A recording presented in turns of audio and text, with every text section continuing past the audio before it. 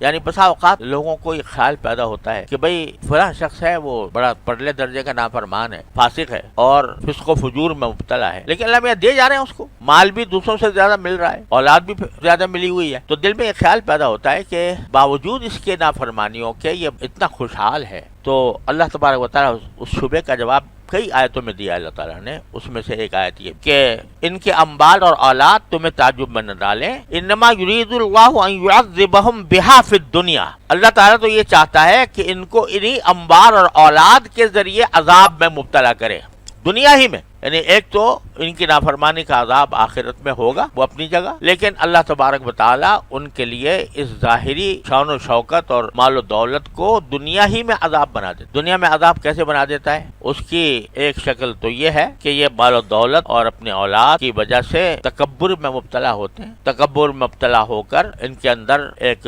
ایسی فرعونیت آ جاتی ہے کہ دوسرے چاہے ان کو مال و دولت کے لحاظ سے قابل رشک سمجھتے ہوں، لیکن لوگوں کے دلوں میں ان کی عزت نہیں ہوتی، یہ متکبر ہوتے ہیں اور تکبر کی وجہ سے لوگوں کے دلوں میں عزت نہیں ہوتی۔ کسی نے بڑی اچھی بات کہی ہے کہ متکبر جو ہوتا ہے اس کی مثال ایسی ہے جیسے کوئی پہاڑ کی چوٹی پر کھڑا ہو، وہاں سے جب وہ نیچے کے لوگوں کو دیکھتا ہے تو سب چھوٹے نظر آتے ہیں، اور نیچے والے جب اس کو دیکھتے ہیں وہ چھوٹا نظر آتا ہے۔ تو متکبر کو ہمیشہ کبھی عزت نصیب نہیں ہوتی، دل چاہے بختی طور پر لوگ اس کے ڈر میں آ جائیں لیکن عزت نہیں ہوتی۔ تو یہ دوسرا مال و دولت کا اصل مقصود ہوتا ہے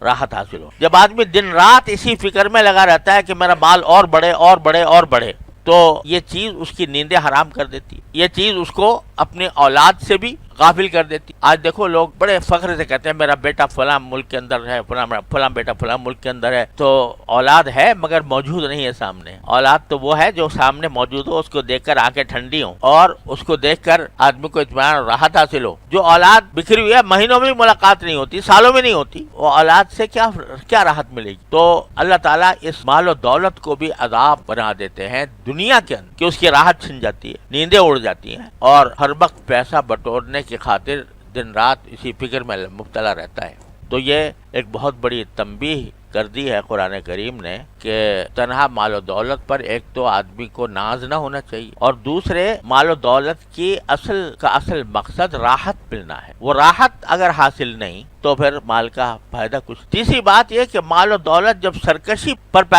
پیدا کر دیتا ہے تو اللہ تعالیٰ کے احکام سے انسان دور چلا جاتا ہے، اس کے لیے وہ مال و دولت آخرت میں عذاب بن کر آئے گا۔ اس لیے فرمایا کہ اللہ تعالیٰ یہ چاہتا ہے کہ اسی مال و دولت اور اولاد کے ذریعے ان کو عذاب میں ڈالے دنیا ہی کے اندر، وَتَزْهَقَ أَنفُسُهُمْ وَهُمْ كَافِرُونَ، اور ان کی جان بھی کفری کی حالت میں نکلے۔